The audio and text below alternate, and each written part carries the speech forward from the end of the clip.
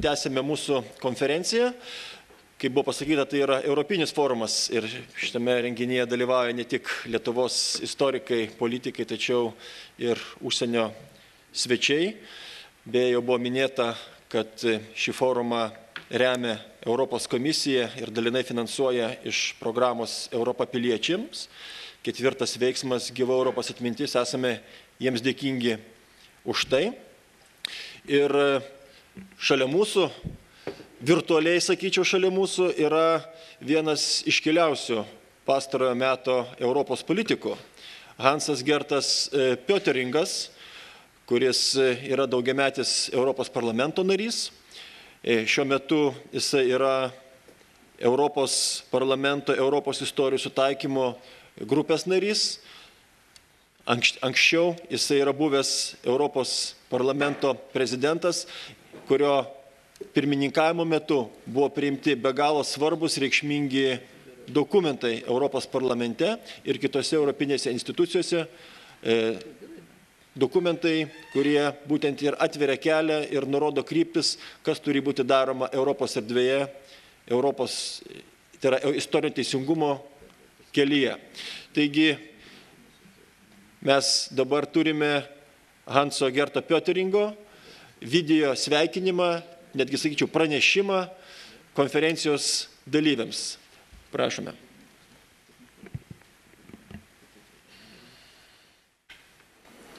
Mr. Prime Minister, dear Andrios Kubilius, dear colleagues from the... Ministrė pirmininkė Andriau Kubiliau, kolegos iš Europos parlamento, ponai ir ponios, mėly draugai. Pirmiausia, noriu pasveikinti Jūs su šia svarbia konferencija, kurią Jūs rengėte Vilniuje, vieningo kontinento, vieningos istorijos tema.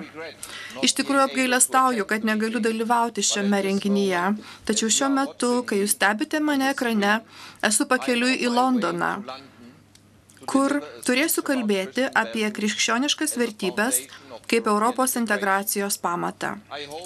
Aš tikiuosi, kad Jūs supransite, kad pasirinkau likti ištikimą savo įsipareigojimui, paskatinti kai kurios Britų proeuropietiškai nusiteikusius politikus tvirtai laikytis pasirinkto kurso. Čia Vilniuje per šias 2 dienas Jūs aptarsite įvairius iššūkius, su kuriais mes susidurėme, kai laikome Europos istoriją bendra Europos piliečių istorija. Daugelis iš mūsų istorijos žinias sukaupėme vien tik iš nacionalinės perspektyvos, mokykloje, universitetuose, iš knygų ar dokumentų, kalbų ar muziejų. Dalymasis tais pačiais prisiminimais yra tai, kas visuomet vienyje konkrečią žmonių grupę, porą, šeimą, tam tikro regiono ar tam tikro šalies piliečius. Kai mes paklausėme žmonių apie jų nacionalinę tapatybę, paprastai jų atsakymas yra grindžiamas istoriniais aspektais. Ankstesniais laikais kiekviena Europos karta susidurdavo bent su vienu dideliu karu. Nacionalinė istorija priklausė nuo sėkmės ar pralaimėjimo.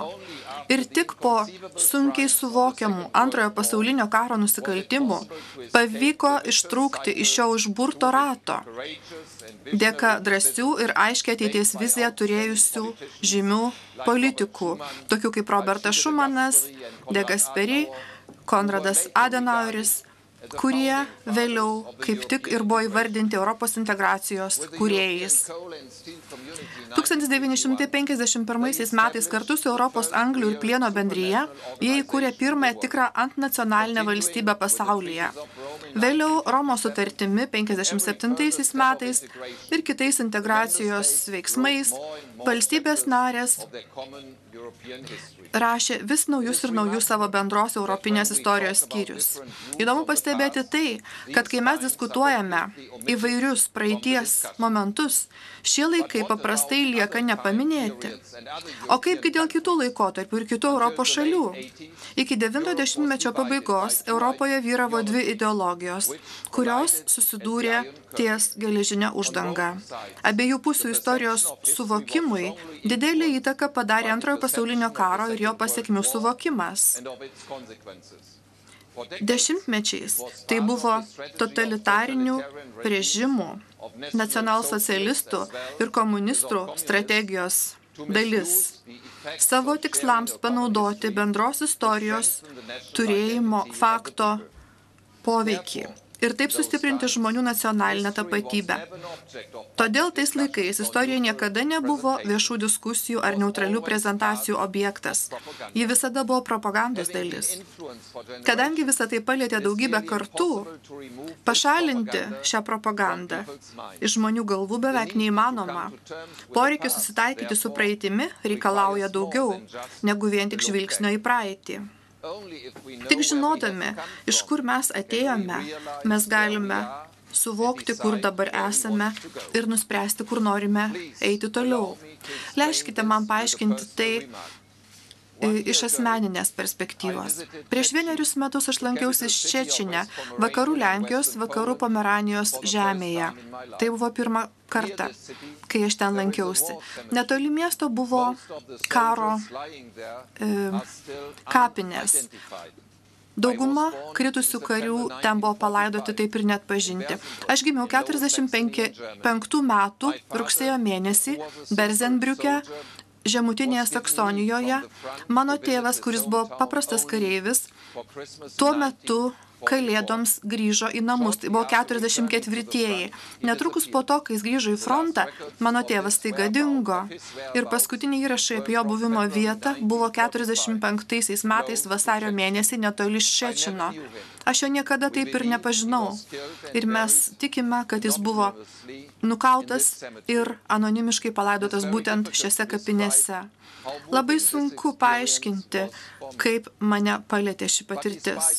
Tačiau nepaisant šios vietos liūdnumo, tas momentas leido man patikėti, kad visos pastangos susitaikyti, visas darbas kurti Europos sąjungą, įveikti karus ir nusikaltimų grandinę, o taip pat mano kuklus įnašas į visą tai, dirbant Europos parlamente, yra teisingi atsakymai, siekiant įveikti karo baisumus. Apsilankęs karo kapinėse, aš diskutavau su Lenkijos studentais Ščečino universitete būtent apie šiandienos Europos vertybės. Ši diskusija parodė, kokį ilgą kelią Europoje mes nuėjome dėl geresnio gyvenimo. Kai gruodžio mėnesį Osle Europos Sąjungai bus įteiktas Nobelio taikos prizas, tai bus ne tik tvirtas 60 mečių darbo siekiant įtvirtinti taiką Europoje pripažinimas. Tai taip pat mums primins, kad mes turime ir toliau puoselėti savo bendras vertybės, susijusias su žmogaus orumu ir žmogaus teisėmis, laisvėmis, demokratija, taika ir įstatymo viršenybė. Žmonių karta, kuri patyrė 20-ojo amžiaus tragedijas, dabar pamažu jau išmiršta. Yra būtina įrašyti jų istorijas ir jų prisiminimus, kad ateities kartos galėtų suprasti, kodėl ir kaip vystėsi šiandieninė Europos Sąjunga, o ypač tai svarbu krizių metu, kad visi prisimintų, jog taikus bendradarbiavimas negali būti laikomas savaime suprantamu dalyku.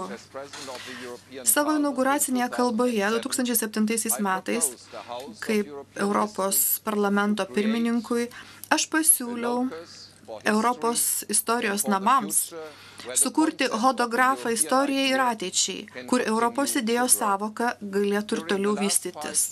Per paskutiniosius 5 metų buvo nuveikta labai daug ir šiandieną mes visai priartėjome prie projekto įgyvendinimo pabaigos. Šiam projektui buvo pasitelkta istorikų ir profesionalų iš visos Europos komanda, kuri deda pastangas rengdama parodas, siekiant užtikrinti, kad Europos istorijos įvairovė ir interpretacijos būtų sąžiningai atstovaujamos. Šiuo projektu mes siekiame paskatinti domėtis Europos istoriją, jos atmintimi, atvirai ir nedogmatiniu keliu. Europos istorijos namai suteiks galimybę piliečiams sužinoti apie šį istorinį procesą ir ką jis reiškia šiandienai. Tai bus didelis iššūkis pateikti skirtingus požiūrius ir skirtingas Europos istorijos interpretacijas. Tačiau juk tai kaip tik yra viena iš jūsų konferencijos temų. Taigi, jūsų konferencija Vieninga Europa, vieninga istorija. Tikrai rastume nedaug geresnių vietų, tinkančių tokiai konferencijai apie skirtingus požiūrius į Europos istoriją. Kaip šalyje, kuri tiek daug metų buvo okupuota Sovietų Sąjungos, o dabar yra visa teisė savimi pasitikinti Europos Sąjungos valstybė narė. Labai ačiū už kvietimą ir leiskite man palinkėti jums rezultatyvių diskusijų, įkvepiančių kalbų ir žinoma, neužmirštamų viešnagės Vilniuje akimirkų. Labai ačiū ir sėkmės.